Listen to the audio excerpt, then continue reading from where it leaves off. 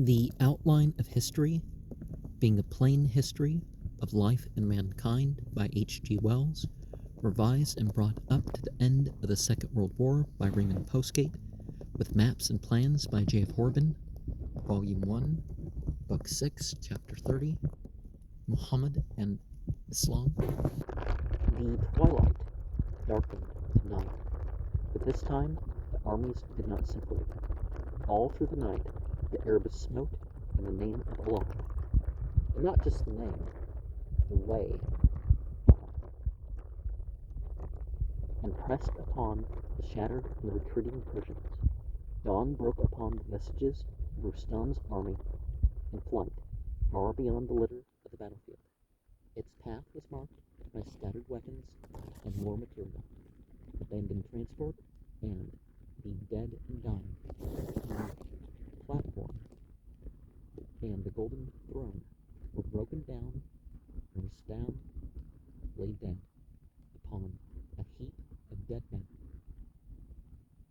Already in 634 of the Common Era, Abu Bakr had died and given place to Umar, the Prophet's brother-in-law, as Caliph, and it was under Umar, 634 to 644, that the main conquests of the Muslimin occurred.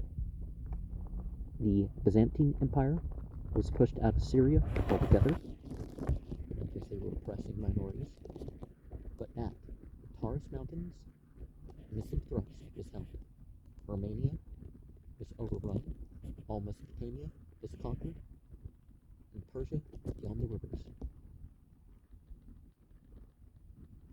Egypt passed, almost passively, from Greek to Arab. In a few years, the Semitic race, in the name of God and his prophet, had recovered nearly all dominions it had lost to the Aryan Persians 1,000 years before. The conquest of Egypt by the Arabs cut off Abyssinia from the rest of Christendom, and we hear no more of this remote country for 1,000 years. It remained Christian, and in the middle of the 15th century, a mission from Abyssinia turned up in Rome to inquire about certain doctrinal points. There had long been a legend in Christendom of a great Christian land to the east, the land of Prester John, which seems to have been based upon confused tales of Abyssinia, mixed up with other tales of Mongol chiefs Christianized by the Nestorians. Jerusalem fell early, making a treaty without standing siege, and so the true cross, which had been carried off by the Persians 12 years before, had elaborately restored by Heraclius, passed once more out of the rule of Christians. But it was still in Christian hands, because the Muslims weren't there to force anybody's religion to change. The Christians were to be tolerated, paying only a poll tax, and all the churches and all the relics were left in their possession. Jerusalem made a peculiar condition for its surrender. The city would give itself only to the Caliph Umar in person. Hitherto, he had been in Medina, organizing armies and controlling the general campaign. He came to Jerusalem in 638, and the manner of his coming shows how swiftly the vigor and simplicity of the first Muslim onset was being sapped by success. He came the 600-mile journey with only one attendant. He was mounted on a camel, and a bag of barley, another of dates, a water skin, and a wooden platter were his provisions for the journey. Well, early on, the Muslim rulers did not believe in using taxes and stuff for their extravagances, so he was met outside the city by his chief captains, robed splendidly in silks and with richly caparisoned horses. At this amazing sight, the old man was overcome with rage. He slipped down from his saddle, scrabbled up dirt and stones with his hands, and pelted these fine gentlemen shouting abuse. What was this insult? What did this finery mean? Where were his warriors? Where were the desert men? He would not let these popinjays escort him.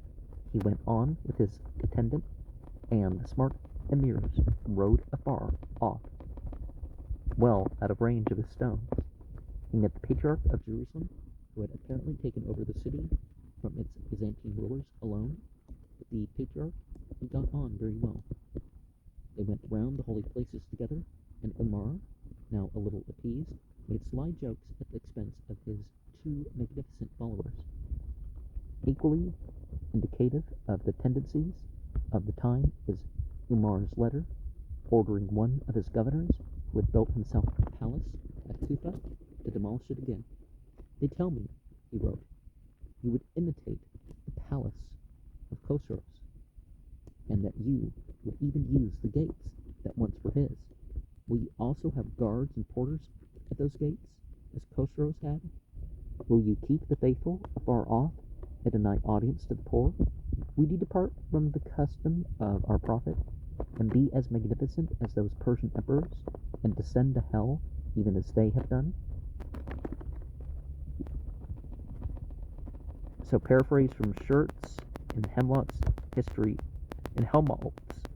of the world, and the letter, what the palace referred to as at Ctesiphon, section 6.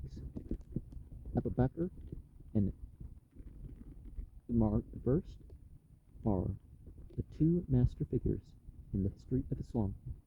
It is not within our scope here to describe the wars by which, in 125 years, Islam spread itself from the Indus to the Atlantic in Spain, and from Kashgar on the borders of China to Upper Egypt. Two maps must suffice to show the limits to which vigorous impulses of the new faith carried the Arab idea and the Arabic scriptures. Before worldliness, the old trading and plundering spirit, and the glamour of the silk robe had completely recovered their paralyzing sway over the Arab intelligence and will. Now, for the first 30 years of rule after Muhammad died, there was generally the keeping to the previous examples of the Ghazawat and jihad. So, it wasn't about whether a person was an Arab or not. There was no wars to force conversion, no wars to capture land or gain slaves or other worldly resources. They were defending themselves and defending the innocent. Yeah, they sent letters asking people to convert, but no one was ever made to. No one was ever fought if they said no. Or, because they said no, right? The reader will note how the great tide swept over the footsteps of Yuan Shuang, and how easily in Africa, the easy conquest of the Vandals were repeated in the reverse direction. And if the reader entertains any delusions about a fine civilization, either Persian, Roman, Hellenic, or Egyptian, being submerged by this flood, the sooner he dismisses such ideas, the better. Islam prevailed because it was the best social and political order the times could offer. It prevailed because everywhere it found politically apathetic peoples, robbed, oppressed, bullied, uneducated, and unorganized. And it found selfish and unsound governments out of touch with any people at all. It was the broadest, freshest, and cleanest political idea that had yet come into actual activity in the world. It offered better terms than any other to the mass of mankind. The capitalistic and slave-holding system of the Roman Empire, in the literature and culture and social traditions of Europe, had altogether decayed and broken down before Islam arose. It was only when mankind lost faith in the sincerity of its representatives that Islam too began to decay. So we have this map here of the growth of the Muslim power in 25 years, from the death of Muhammad, the death of Uthman, and it continued after that. So looking at Muhammad was the elected leader, and And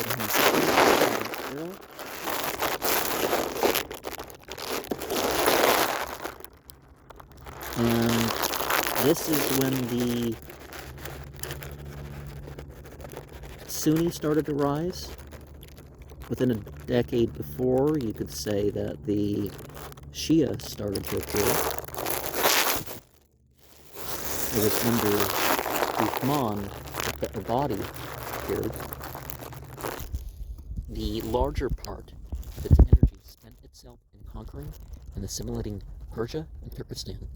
Its most vigorous thrusts were northwardly from Persia and westwardly through Egypt. Had it concentrated its first vigor upon the Byzantine Empire, there can be little doubt that by the 8th century of the Common Era, it would have taken Constantinople and come through into Europe as easily as it reached the Pamirs. The Caliph, Muawiyah, it is true, besieged the capital for 7 years, 672 to 678, and Suleiman in 717 and 718, but the pressure was not sustained, and for 3 or 4 centuries longer, the Byzantine Empire remained the crazy bulwark of Europe. In the newly Christianized or still pagan Avars, Bulgars, Serbs, Slavs, and Saxons, Islam would certainly have found as ready converts as it did in the Turks of Central Asia. And though instead of insisting upon Constantinople, it first came round into Europe by the circuitous route of Africa and Spain, it was only in France, at the end of a vast line of communications from Arabia, that it encountered a power sufficiently vigorous to arrest its advance. From the outset, the Bedouin aristocrats of Mecca dominated the new empire. Abu Bakr, the first caliph, was in an informal, shouting way elected at Medina. And no, not quite. He said something at the right time, and it seems that most of the people that had any say in it put him as caliph. You know, that it's not about Muhammad being alive, 344. I don't remember exactly what was said, but, he said something from around Surah 344, which is the first verse in the Quran to mention Muhammad. And so we're Umar, who was appointed by Abu Bakr, so it wasn't, choice by the people, per se, and Uthman was chosen by a group of 6, the third caliph, but all 3 were Meccans of good family. They were not men of Medina, and though Abu Bakr and Umar were men of stark simplicity and righteousness, Uthman was of a baser quality and a man quite in the vein of those of silk robes, whom conquest was not conquest for Allah, but for Arabia. So no longer the Islamic cause, I don't think you can make that point, and especially for Mecca and Arabia, and more particularly for himself, and for the Meccans, and for his family, the Umayyads. Well, the Umayyad dynasty didn't happen until, it kind of started after Ali, but it was finalized after Hassan and Hussein were killed. That there was no longer the opposition. He was a worthy man who stood out for his country and his town and his people. He was no early convert as his 2 predecessors had been. He had joined the Prophet for reasons of policy and fair give and take. With his accession, the Caliph ceases to be a strange man of fire and wonder. He becomes an Oriental monarch, like many Oriental monarchs before and since, a fairly good monarch by Eastern standards as yet, but nothing more. The rule and death of Uthman brought about the consequences of Muhammad's weakness as clearly as the lives of Abu Bakr and Umar had witnessed to the divine fire and his teachings.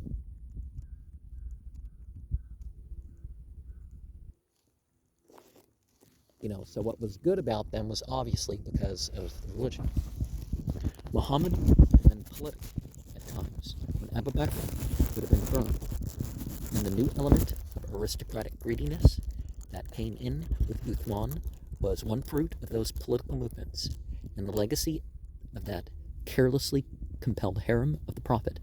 Now, Umar was the one prophesied that, because of difficulties in his hardness of rule, that he would end up being killed. The family complications and jealousies which had lurked in the background of Muslim affairs during the rule of the first two caliphs was now coming into the light of day. Ali, who made sure people said, don't support something because of who they knew or who their family was,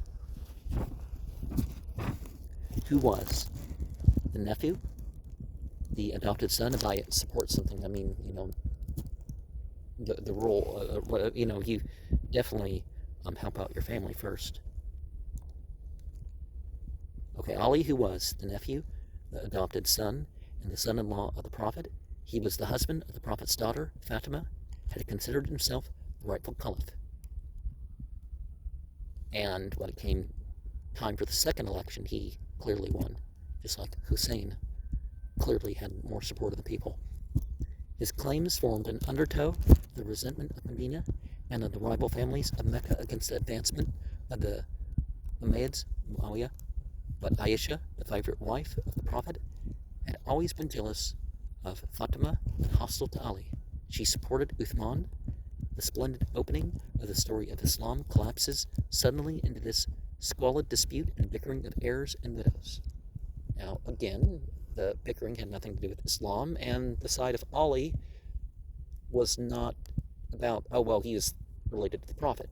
People keep making this point, and that's not what was attributed even in Sunni sources to Ali, Hassan, Hussein, and the others that are called Ahl Bayt, Al-Masum, and people of the house, the innocents, And Aisha gained forgiveness of Ali later for organizing a battle against him when he was caliph.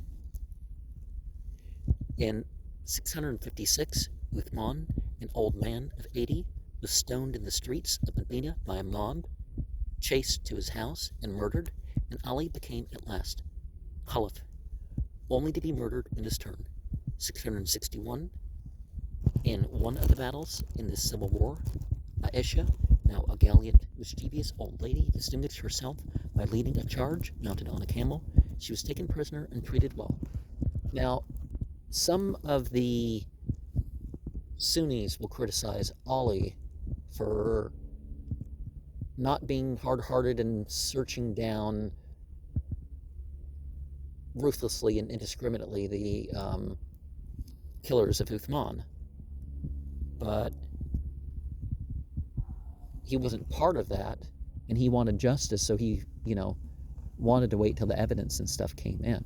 So, while the armies of Islam were advancing triumphantly to the conquest of the world, this sickness of civil war smote at its head what was the rule of law in the world to Aisha, when she could score off the detested Fatima, and what heed were the Umayyads, Muawiyah, and the partisans of Ali likely to take of the unity of mankind when they had a good hot feud of this sort to entertain them? Well, the Muawiyah, it was their family, and the side with Ali, it was the continuance of what the Prophet said. So again, this doesn't reflect bad on Islam, in actuality, to people who think. With the Caliphate as a prize, the world of Islam was rent in twain by the spites, greeds, and partisan silliness of a handful of men and women in Medina. Well, if the people chose Ali, it wasn't right for the runner-up to try to make a dispute like that, and organize battles and all that sort of stuff. And then the Quaritch issue, too. That quarrel still lives. To this day, one main division of the Muslimin, the Shiites, maintained the hereditary right of Ali to be caliph, as an article of faith. Again, I don't know of any group of Shia that make it about, oh, well, he descended from the Prophet, so it should be his. I don't really see that in the 12ers and the 7ers and the Zaydis and stuff. It may exist, there's a bunch of different groups, but they prevail in Persia and India. And it didn't happen at the time. The Shia as a sect didn't appear at that time until 740 of the Common Era. So if it was 100 years later, it wasn't a Shia-Sunni split issue. But an equally important section, the Sunnites, which appeared about 750, with whom it is difficult for a disinterested observer not to agree, deny this peculiar addendum to Muhammad's simple creed. So far as we can gather, at this length of time, Ali was an entirely commonplace individual. If you listen to what was said, it seems like he was the best commentator, even better than Ibn Abbas, as far as those who knew Muhammad. To watch the schism creeping across the brave beginnings of Islam is like watching a case softening the brain. To the copious literature of the subject, we must refer the reader who wishes to learn how Hassan, the son of Ali, was poisoned by his wife, and how Hussein, his brother, was killed. Because they were the supporters of the will of the people. We do but name them here because they still afford a large section of mankind scope for sentimental partisanship and mutual annoyance.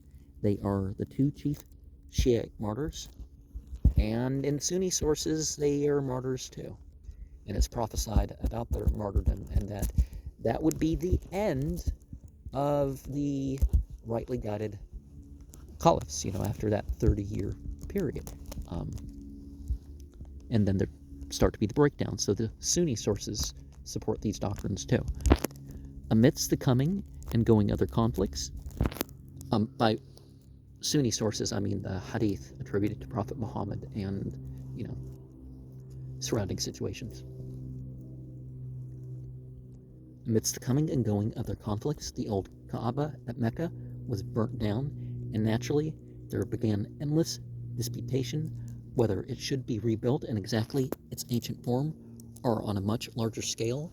Well, there was talk of Prophet Muhammad saying if it weren't for the people's conservatism, and of course it being more of an issue than what it would benefit, he would have had the wall extended and some stuff like that.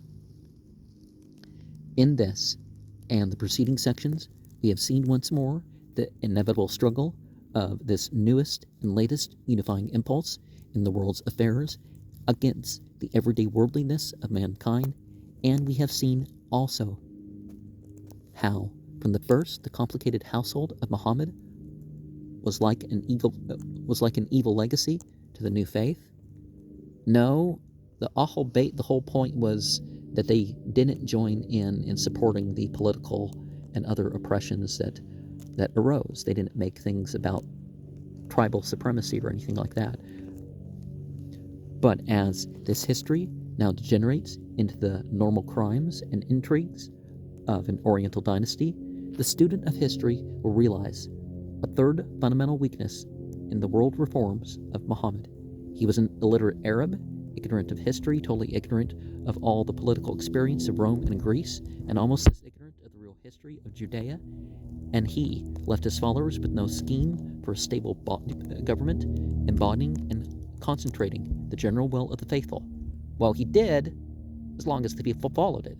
So when the people started making the bureaucracy a thing of wealth, and they're better than the rest of the people, rather than they go to court and and the rest of it. Anyways, in no effective form to express the very real spirit of democracy, well, the idea of a constitutional democracy could be said to be Islamic, using the word in its modern sense. Well, America's never was a democracy, and what other country in Europe claims to be a democracy that still isn't, right? That pervades the essential teaching of Islam. So the Constitution would put rules there so that people can't outvote the rights and security of people. His own rule was unlimited autocracy, and autocratic Islam has remained. And again, the thing that after Muhammad, you can't say that any of those rulers had the right to change the rules. Traffic and safety laws, that was already put in. A lot of people who don't have the background in what is said about Muhammad don't realize that he did set up a complete system before all of the schools of thought got rolling, and the only thing that ever needed to change was traffic and safety laws, but that was already put down, that is something people could change. People have delegative authority, it's said, right? The whole caliph aspect was supposed to be delegative authority. His own rule, okay. Politically, Islam was not an advance, but a retrogression from the traditional freedoms and customary laws of the desert. Well, right to abuse your slaves and other people, that's a right that should be taken away, right?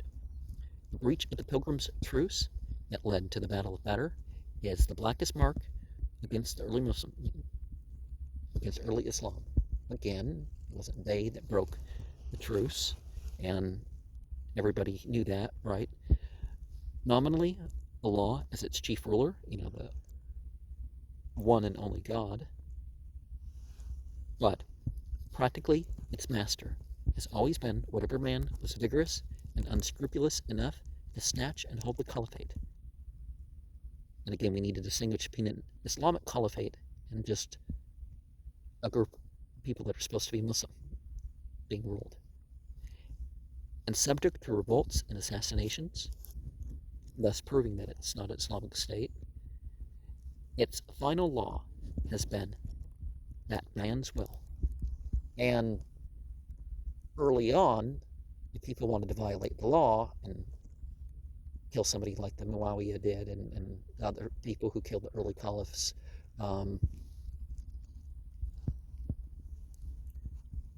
again, it's not the problem of the law, the fact that people break the law. For a time after the death of Ali, the Umayyad Muawiyah family was in the ascendant, and for nearly a century, they gave rulers to Islam.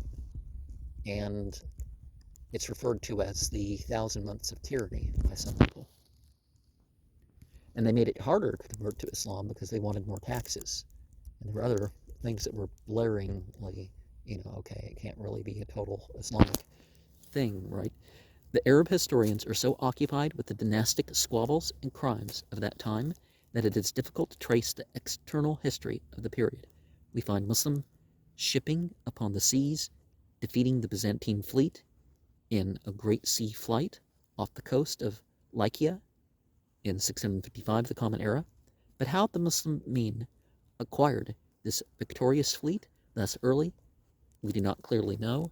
Now, I'm trying to correct the language of the westernized terms sometimes.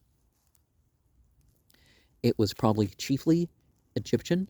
For some years, Islam certainly controlled the eastern Mediterranean, and in 669 and again in 674, the Common Era, during the reign of Muawiyah, 661 to 680, the first great Umayyad Caliph made 2 sea attacks upon Constantinople.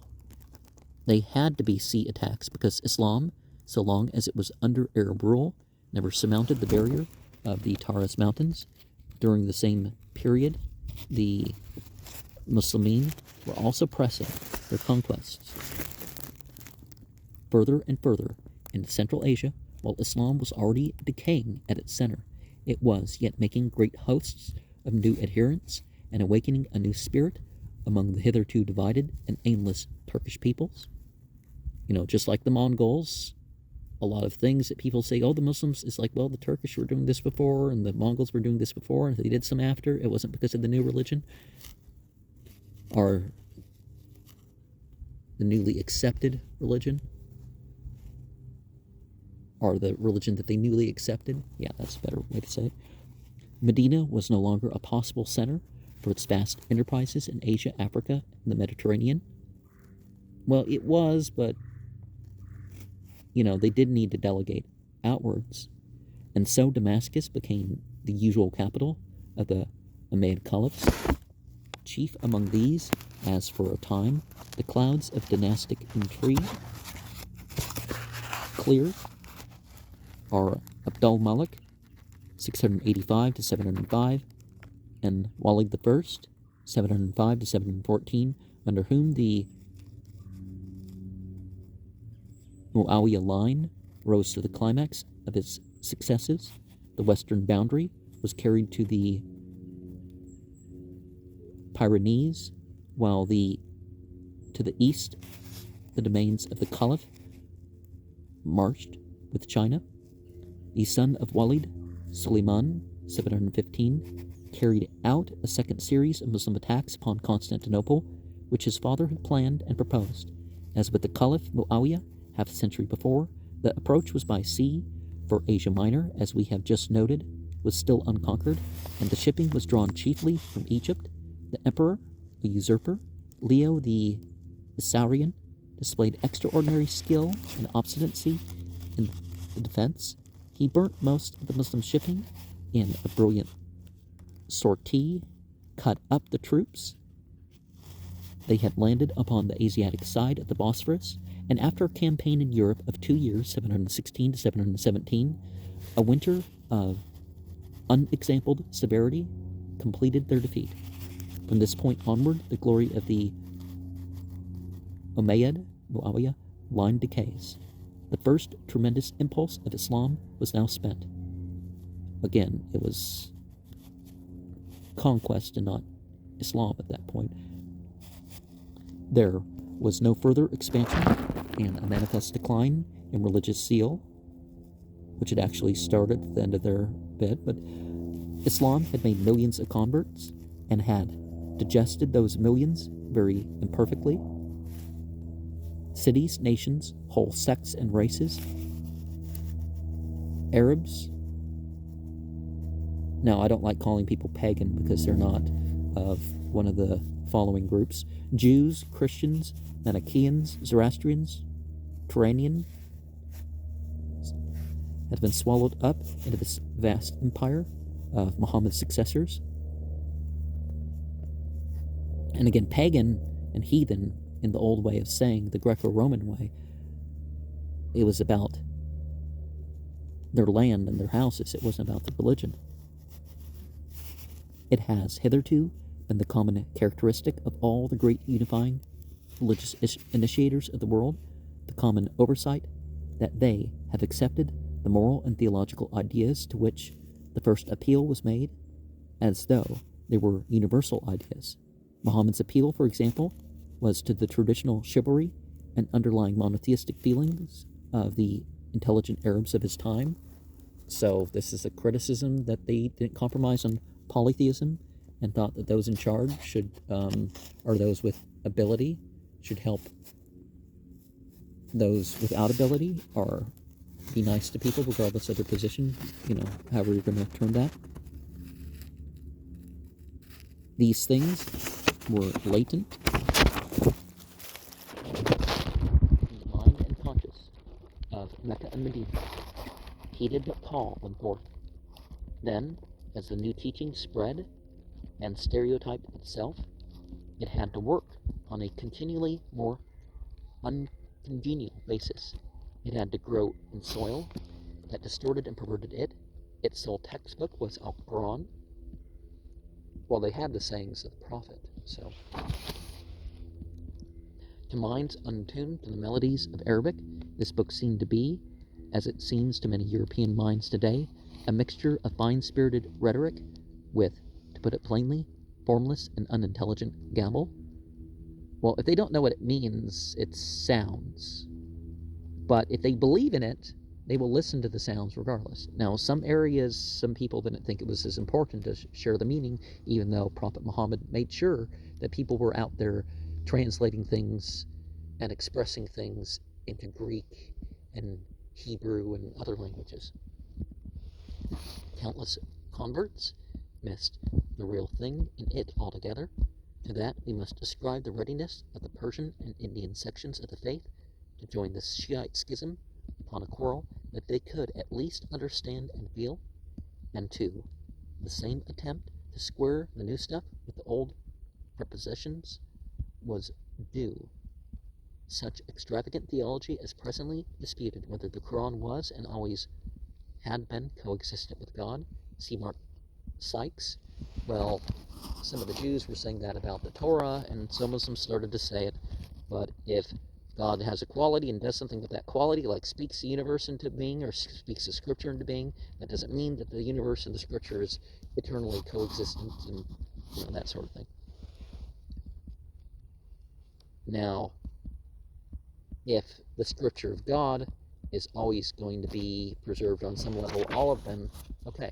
And if the scripture of this age is going to be preserved for the rest of this age, okay. But that's a different doctrine.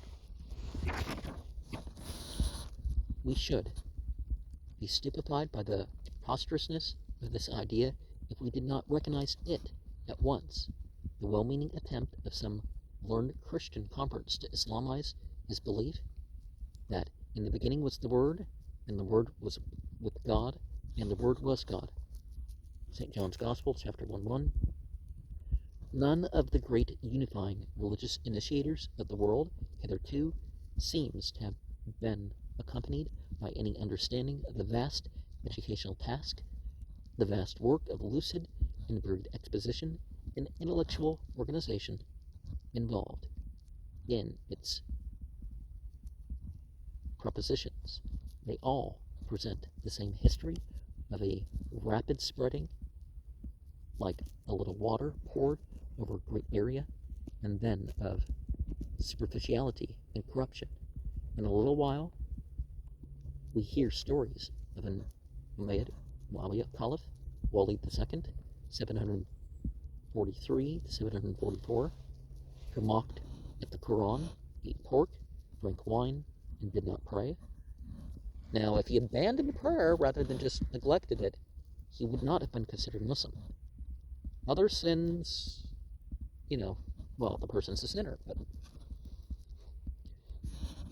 those stories may have been true, or they may have been circulated for political reasons, and there are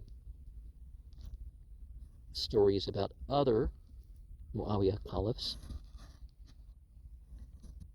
including even idolatry. And there's evidence from late 7th century that some stuff was preserved and used. So can you say the caliph was the one that was there, like the story says? You can't, but I mean, you can't say it's proven. There began the Puritan reaction in Mecca and Medina against the levity and luxury of Damascus. Another great Arab family, the Abbas family, the Abbasids, had long been scheming for power and was making capital out of the general discontent. The feud of the Umayyads, Muawiyah, and the Abbasids was older than Islam. It had been going on before Muhammad was born. These Abbasids took up the tradition of the Shiite martyrs, Ali and his sons, Hassan and Hussein, and identified themselves with it. Now, a lot of the stuff that we hear nowadays is less than 500 years old. So, we need to be careful about the traditions that people are practicing. And the sayings that people are relating. It's like, why did it wait hundreds of years, even when the control was had, right?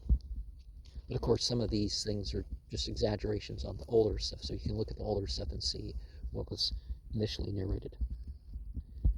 The banner of the Umayyads was white, Muawiyah. The Abbasids adopted a black banner, black in mourning for Hassan and Hussein, black because black is more impressive than any other color. Moreover, the Abbasids declared that all the caliphs after Ali were usurpers. Now, the Islamic flags are plain. Green for Islam, black for jihad, and white for Caliph. So, and you could make the point too.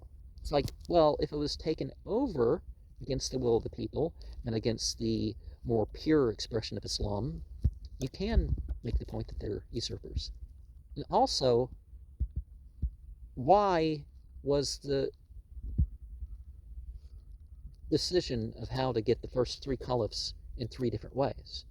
First was how the Prophet taught, and then somebody better than a lot of the people was the argument, chose the second, and then a group of 6 chose the third.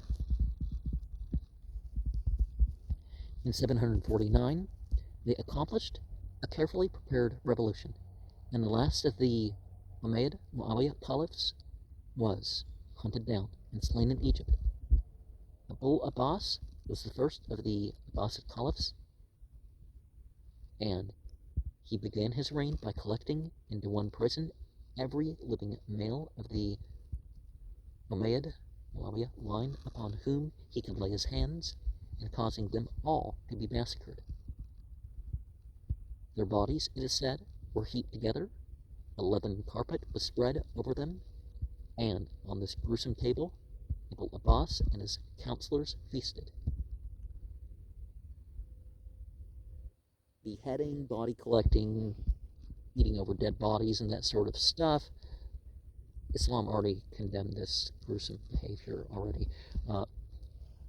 Moreover, explicitly through the teachings of Prophet Muhammad, the tombs of the Umayyad Muawiyah caliphs were rifled, and their bones burnt and scattered to the 4 winds of heaven. Now, right or wrong, as far as these people were, Islam condemned that behavior. You're not digging up things, even if they're not supposed to have grave goods. You don't do that to people. You don't destroy the human remains afterwards and all that other stuff. So, the grievances of Ali were avenged at last, and the Umayyad Muawiyah line passed out of history. There was, it is interesting to note, a rising on behalf of the Umayyads in Khorasan, which was assisted by the Chinese emperor. Section 7. But the descendants of Ali were not destined to share in this triumph for long. The Abbasids were adventurers and rulers of an older school in Islam. Now that the tradition of Ali had served its purpose, it actually kind of continued, although suppressed. The next proceeding of the new caliph was to hunt down and slaughter the surviving members of his family, the descendants of Ali and Fatima. Clearly, the old traditions of Sassanid Persia and of Persia before the Greeks were returning to the world. With the accession of the Abbasids in control of the sea, departed from the caliph, and with it went Spain and North Africa, in which, under an Umayyad survivor, in the former case, independent Muslim states now arose. The center of gravity of Islam shifted across the desert from Damascus to Mesopotamia. Mansur, the successor of Abu Abbas, built himself the new capital of Baghdad near the ruins of Ctesiphon, the former Sassanid capital. Turks and Persians as well as Arabs became emirs, and the army was reorganized upon Sassanid lines. Medina and Mecca were now only of importance as pilgrimage centers to which the faithful turned to pray. But because it was a fine language, and because it was the language of Al-Quran, Arabic continued to spread until presently it had replaced Greek and become the language of educated men throughout the whole Muslim world.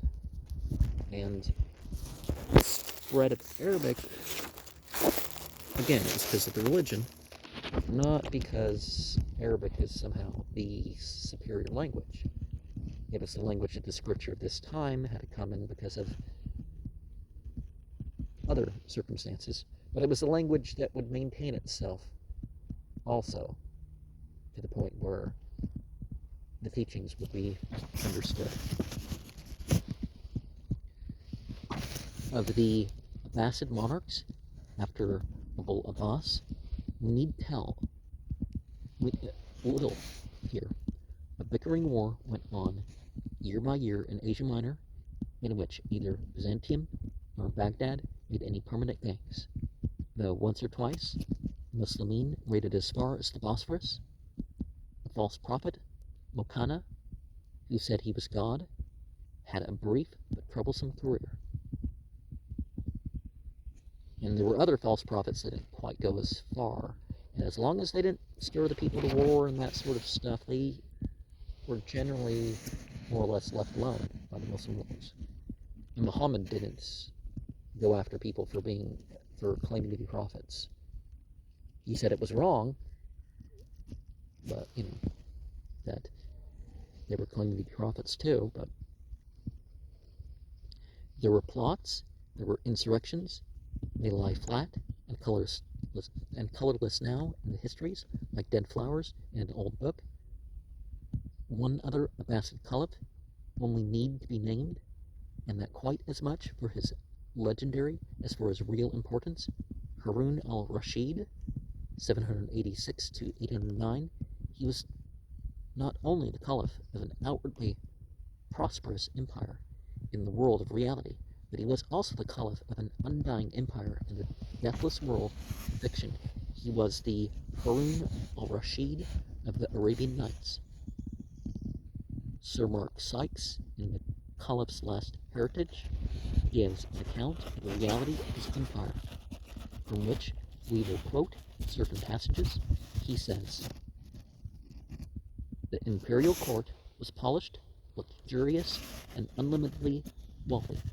The capital, Baghdad, a gigantic mercantile city surrounding a huge administrative fortress, where in every department of state had a properly regulated and well-ordered public office, where schools and colleges abounded, whither philosophers, students, doctors, poets, theologians flocked from all parts of the civilized globe.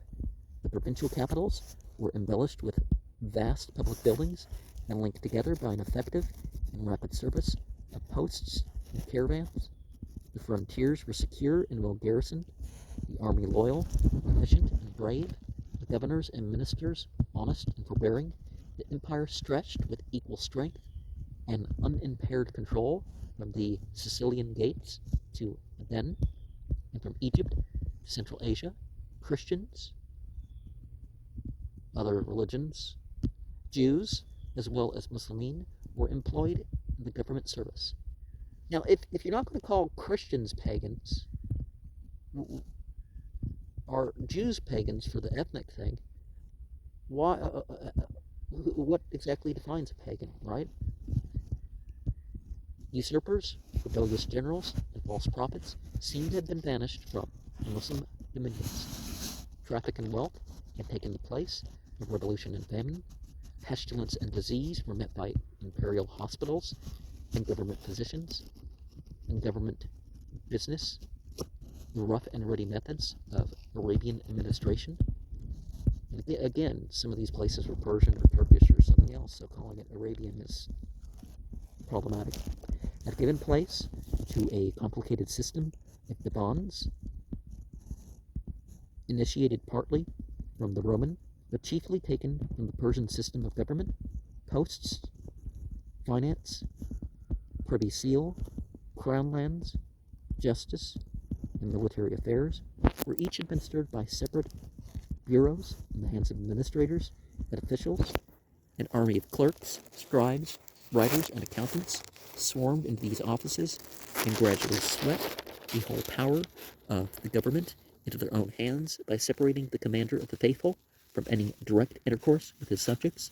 The imperial palace and the entourage were equally based on Roman and Persian presidents, eunuchs, closely veiled harems of women, guards, spies, go-betweens, jesters, poets, and dwarfs clustered around the person of the commander of the faithful, each in his degree endeavoring to gain the royal favor and indirectly distracting the royal mind from affairs of business and state. Meanwhile, the mercantile trade of the east poured gold into Baghdad and supplemented the other enormous stream of money derived from the contributions of plunder and loot dispatched to the capital by the commanders of the victorious raiding forces, which harried Asia Minor, India, and Turkestan. The seemingly unending supply of Turkish slaves and Byzantine specie added to the richness of the revenues of Iraq and combined with the vast commercial traffic, of which Baghdad was the center, produced a large and powerful moneyed class, composed of the sons of generals, officials, landed proprietors, royal favorites, merchants, and the like, who encouraged the arts, literature, philosophy, and poetry, as the mood took them, building palaces for themselves, vying with each other in the luxury of their entertainments, suborning poets to sound their praises, dabbling in philosophy. Now, philosophy should be method rather than just quoting philosophers instead of quoting scripture. Supporting various schools of thought, endowing charities, and in fact behaving as the wealthy have always behaved in all ages. So see, the arts were kind of directed a little bit towards their whims. So when they wanted an artist to get away with violations of the law, they kind of tended to do that.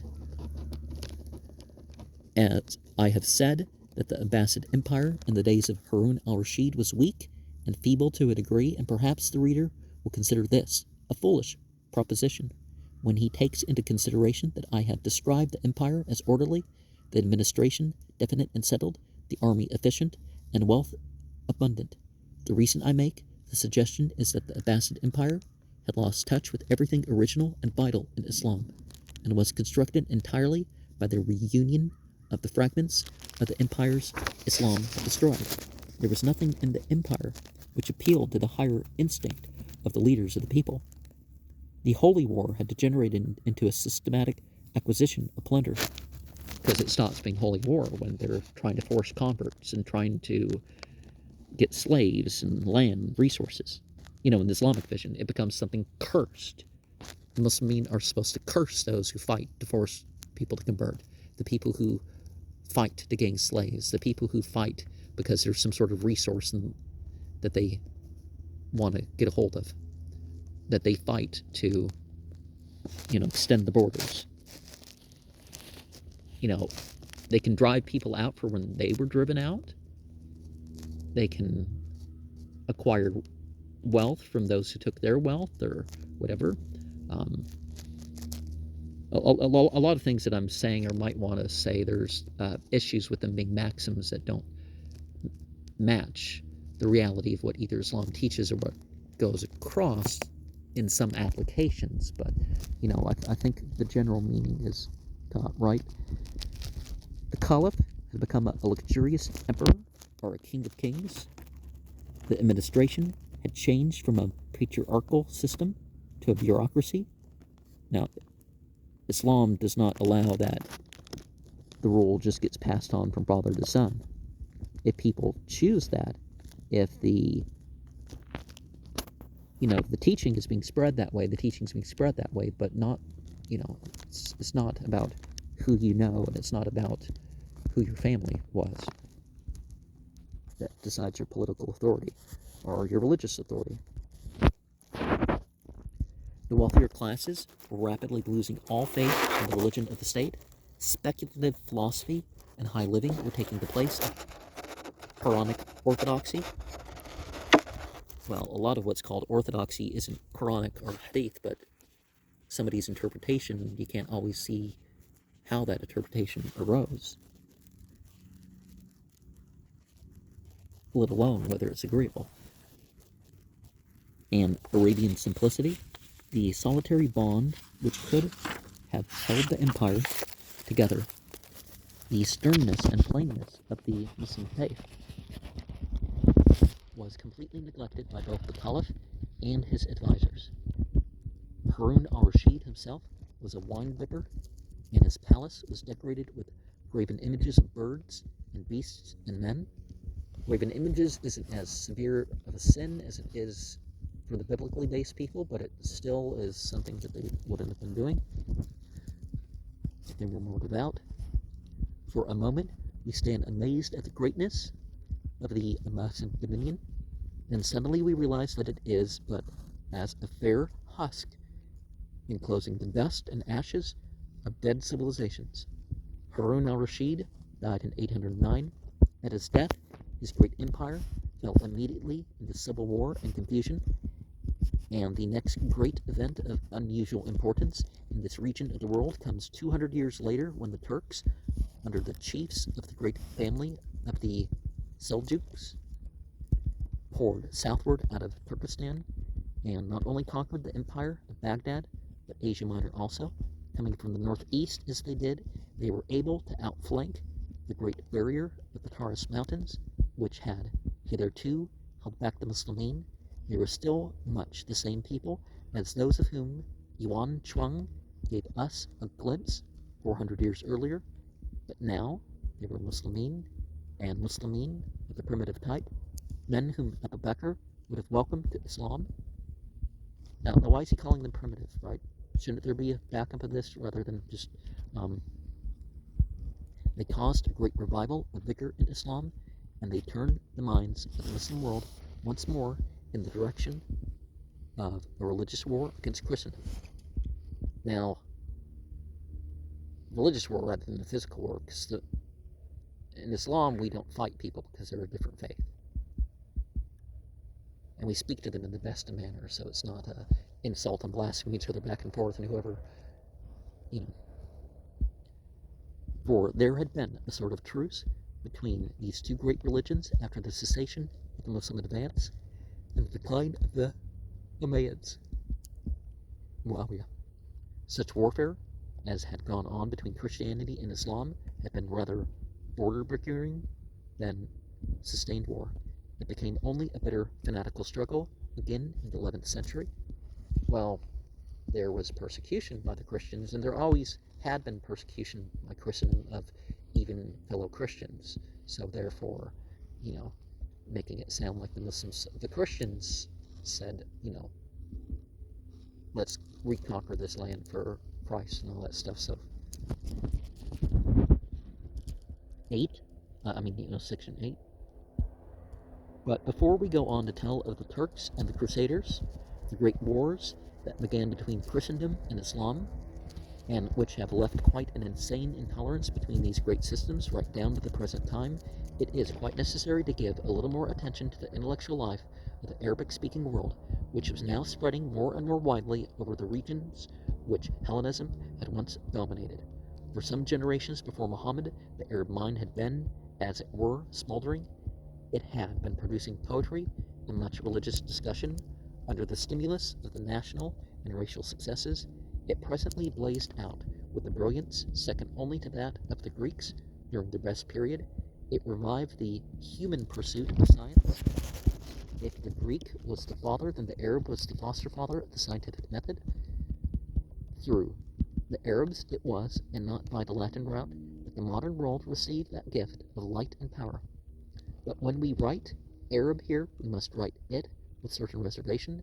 The Arabic culture of Islam has something of the same relation to the original Arab as the Hellenic culture after the days of Alexander had to the original European Greek.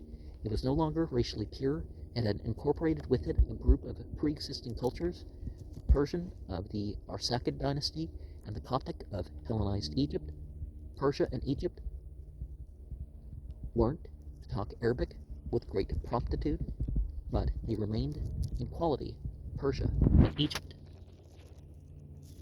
And it's important to note that Islam was not a religion that was making it about the ethnic.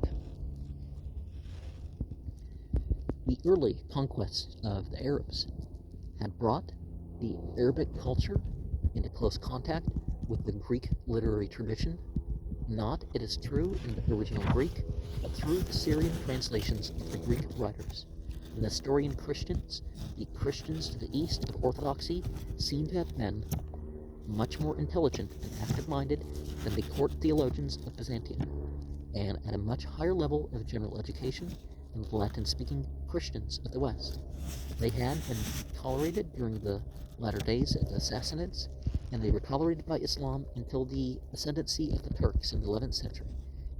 They were the intellectual backbone of the Persian world. They had preserved much of the Hellenic medical science and had even added to it. In the Umayyad, Muawiyah times, most of the physicians in the Caliph's dominions were Nestorians, and no doubt many learned Nestorians professed Islam without any serious compunction or any great change in their work and thoughts, They had preserved much of Aristotle, both in Greek and in Syrian translations. They had a considerable mathematical literature. Their equipment makes the contemporary resources of Saint Benedict, our Cassiodorus, seem very pitiful. To these Nestorian teachers came the fresh Arab mind out of the desert, keen and curious, and learnt much, and improved upon its teaching. It learned much and acquired much. Persia had been for many centuries a country of intense and subtle theological and speculative activity. These activities now clothed themselves in Arabic phrases and became a process of heresy and schism in the Muslim church. Well, church is not the right term because the Muslims weren't supposed to be worshipping heroes. The Shiite schism was essentially Persian. But the Persians, with the Hellenic learning, were not the only teachers available for the Arabs. Throughout all the rich cities of the East, kindred Jews were scattered with their own distinctive literature and tradition, and the Arab and the Jewish mind reacted upon one another to a common benefit. The Arab was informed and the Jew sharpened to a keener edge. The Jews have never been pedants in the manner of their language. We have already noted that 1,000 years before Islam of this era, they spoke Greek in Hellenized Alexandria, and now all over this new Muslim world, they were speaking and writing Arabic, while they still try to preserve their tradition in what they considered the original language, although there were different periods of Aramaic.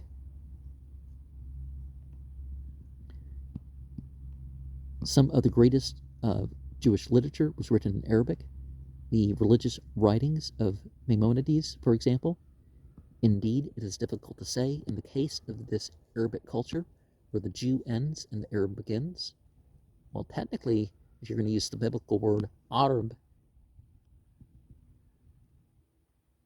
being Jewish used to mean being a type of Arab. And if you're going to use the ancient Egyptian word too, Arab also applies to that. So important and essential were its Jewish factors. Nowadays, depending on where you are, 90 to 97.5% of the Jews don't have Semitic ancestry. So there's that. 97.5 if it's Israel, 90 to 95 depending on your genetic study for the rest of the world. It's probably closer to 95, but Moreover, there was a third source of inspiration, more particularly in mathematical science, to which at present it is difficult to do justice, India. There can be little doubt that the Arab mind, during its period of splendor, was in close and effective contact with Sanskrit literature and with Indo-Persian physical science. The distinctive activities of the Arab mind were already manifest under the Umayyads, Muawiyah, although it was during the Abbasid time that it made its best display. History is the beginning and core of all sound philosophy and all great literature. Well, history in terms of investigating what is. And the first Arab writers of distinction were historians. The Hadith collections were were the pinnacle of historical records. Biographers and quasi-historical poets. Romantic fiction and the short story followed as the reading public developed. Actually, that kind of predated the revelation of the Quran, as you could call it. But, the public being willing to be amused, and as reading ceased to be a special accomplishment and became necessary to every man of affairs and to every youth of breeding, while Islam encouraged literacy even of slaves and taught the rewarding of teaching it to everybody, and encouraged the freeing of slaves who taught enough people, came the systematic growth of an educational system and an educational literature. By the 9th and 10th centuries, there are not only grammars, but great lexicons, and a mass philological learning in Islam. And a century or so in advance of the West, there grew up in the Muslim world at a number of centers, at Basra, at Kufa, at Baghdad, in Cairo, at Cordoba, out of what were at first religious schools dependent upon mosques, a series of great universities. Now, Islam didn't limit education, right? It wasn't like, oh, we're going to only teach religion at madrasas. Madrasa was the word for school. So if they had a school for whatever, they had a school for whatever. And people who were educated did tend to be educated in more than religion. And religion encouraged them to be educated in those other things too, so there was that factor too. The light of these universities shone far beyond the Muslim world and drew students to them from east and west. At Cordoba, in particular, there were great numbers of Christian students, and the influence of Arab philosophy coming by way of Spain upon the universities of Paris, Oxford, and North Italy. Oh yeah, you're supposed to say Paris, right? And upon Western European thought generally was very considerable indeed.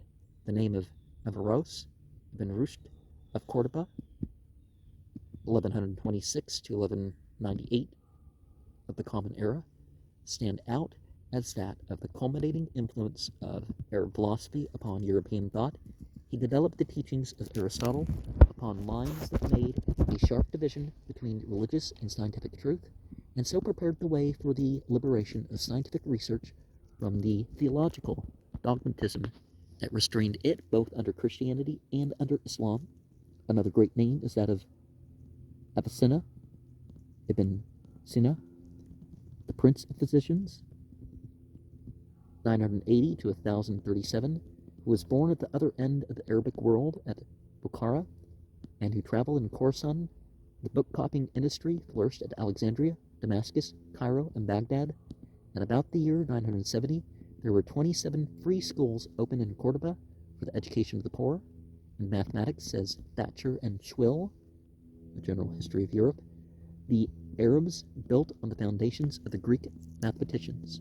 The origin of the so-called Arabic numerals is obscure. Well, don't we find them in Demotic, ancient Egyptian text, so towards the end of the ancient period there? Some people say they come from the Brahmin numerals, but I think they're more similar to the ancient Egyptian ones. Under Theodoric the Great, Boethius made use of certain signs, which were, in part, very like the 9 digits which we now use. One of the pupils of Gerbert also used signs which were still more like ours, but the 0, it is stated, was unknown until the 9th century, when it was invented by a Muslim mathematician named Muhammad ibn Musa, who also was the first to use the decimal notation, who gave the digits the value of position. This, however, is disputed by many Indians who claim the 0 and the decimal system as a distinctly Indian contribution. Well, one of the things is that versions of the same things appeared in different areas. And now we have some carbon dates and stuff to back up one position or the other.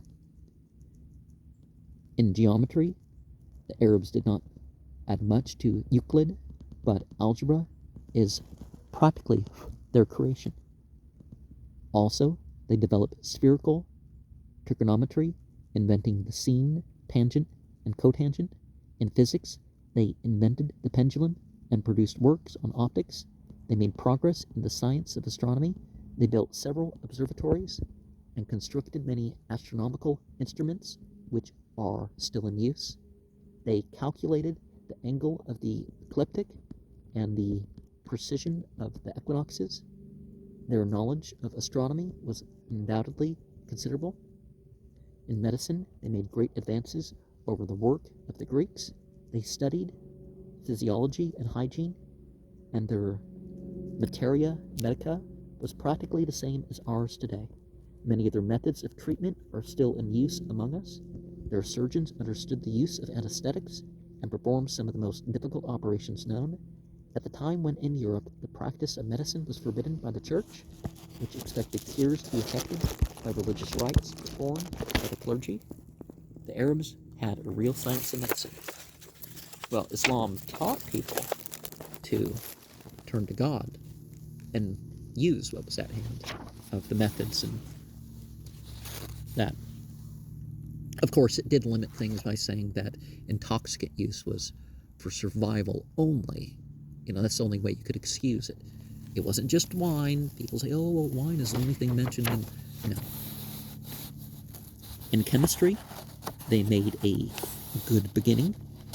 They discovered many new substances, such as potash, nitrate of silver, corrosive sublimate, and nitric and sulfuric acid. The word alcohol is Arabic, though the substance was known under the name of spirits of wine to Pliny in 100 of the Common Era. In manufactures, they outdid the world in variety and beauty of design and perfection of workmanship. They worked in all the metals, gold, silver, copper, bronze, iron, and steel. In textile fabrics, they have never been surpassed. They made glass and pottery of the finest quality. They knew the secrets of dyeing, the color changing type of dyeing, and they manufactured paper. They had many processes of dressing leather, and their work was famous throughout Europe. They made tinctures, essences, and syrups. They made sugar from the cane and grew many fine kinds of wine. They practiced farming in a scientific way and had good systems of irrigation. They knew the value of fertilizers and adapted their crops to the quality of the ground. They excelled in horticulture, knowing how to graft and how to produce new varieties of fruit and flowers. They introduced into the West many trees and plants from the East and wrote scientific treatises on farming. One item in this account must be underlined here because of its importance in the intellectual life of mankind, the manufacture of paper. This the Arabs seem to have learned from the Chinese by way of Central Asia.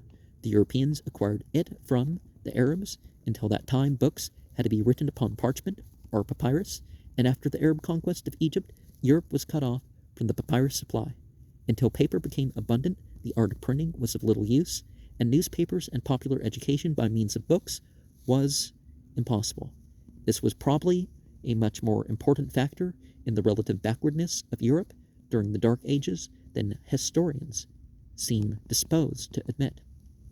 And all this mental life went on in the Muslim world in spite of a very considerable amount of political disorder. From first to last, the Arabs never grappled with the problem, the still unsolved problem of the stable, progressive state. Everywhere their form of government was absolutist and subject to the convulsions, changes, intrigues, and murders that have always characterized the extremer forms of monarchy. But for some centuries, beneath the crimes and rivalries of courts and camps, the spirit of Islam did preserve a certain general decency and restraint in life. The Byzantine Empire was impotent to shatter this civilization, and the Turkish danger in the northeast gathered strength only very slowly. Until the Turk fell upon it, the intellectual life of Islam continued. Well, it still does, but certain kingdoms fell. Perhaps it secretly flattered itself that it would always be able to go on in spite of the threat of violence and unreason in its political direction. Hitherto, in all countries, that has been the characteristic attitude of science and literature. The intellectual man has been both loath to come to grips with the forcible man. He has generally been something of a courtier and time server. Possibly he has never yet been quite sure of himself. Hitherto, men of reason and knowledge have never had the assurance and courage of the religious fanatic. Well, let's not call people who are devout fanatic. A fanatic would be people who have the title but don't keep the terms. So the flaws that they talk about of so-called Islam is because the people were not following certain Islamic teachings, although they were keeping the name, right? Like, how could they set up monarchies and all that other stuff? But there can be little doubt that they have accumulated settled convictions and gathered confidence during the last few centuries. They have slowly found a means to power through the development of popular education and popular literature, and today they are far more disposed to say things plainly and to claim a dominating voice in the organization of human affairs than they have ever been before in the world's history. Section 9. The Muslim conquests are associated with new types of architecture called variously Saracenic, Mohammedan, and Arabic. But the true Arab, says Gayet, was never an artist. He built because he had to build. Mosques, palaces, tombs, cities, but he found his workmen and architects among the Egyptians, Syrians, and Persians he had conquered. Arabic art in Persia was a mere continuation of Persian art, but in Egypt and Syria there was a real adaptation to new conditions, and a new type and character of building and decoration appeared. This was Arab art, strictly speaking. To the west, in North Africa and Spain, was developed a special variation characterized by the horseshoe arch. Syria and Egypt, long before the coming of the Arabs, had diverged from Byzantine forms by replacing the round arch by the pointed arch, and had gone far beyond Byzantine art in the disuse of modeled forms. For Hellenic realism, they were substituting patterning, and the Arab temperament, contemplative and ecstatic, was all for enhancing this process, not to obey a religious precept, says Gayet, for there are many early Arab representative paintings, but through an instinct in the common matters of life, and apart from any culture, the Arab displays an extreme disinclination to strip his body or look upon the body. Well, modesty is an important thing, but you look at how things were when Muhammad showed up, there were some issues, and how things were when Jerusalem was put under Muslim control. They had to clean up the place in more than physical ways. But then again, it wasn't, they didn't oppress the Christians and stuff like other groups would have. There was no killing all the snakes in the land and that sort of stuff, Gradually, in the evolution of Arab art, the decoration passes from conventionalized animal and vegetable forms to geometrical interlacings. Arabesques, roofs and vaults become more and more deeply encrusted, pierced screens multiply, and even the outward form becomes polyhedral. The vaults are covered with circular and polygonal studs, which descend at last like stalactites. A new mysterious beauty is produced by these suppressions and sublimations, like the beauty of crystals and ripples and the subtle and obscure rhythms of inanimate things, a beauty diametrically opposed to the unrestricted freedoms, the glorious vulgarities, the exuberant vitality of Hellenic art. Associated in our minds with these structural developments as characteristically Arabic are the minaret and the bulbous cupola, and a brilliant use of glazed and often richly ornamented tiles. An enormous use is made in decoration of texts and phrases from Al-Quran and the beautiful, sweeping Arabic writing. And a lot of people act like the sigil tradition was, they were trying to do what Arabic art did. Now, there were weird symbols going back into prehistory, so we can't dispute that as the origin for that.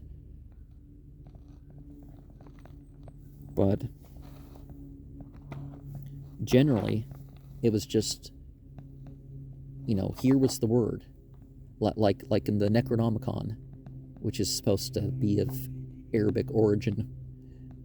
You had the art, the actual Mesopotamian ritual thing was they had the word. The word was fine in its language in the cuneiform form. There were some symbols that were there, but it wasn't like our sigils of today.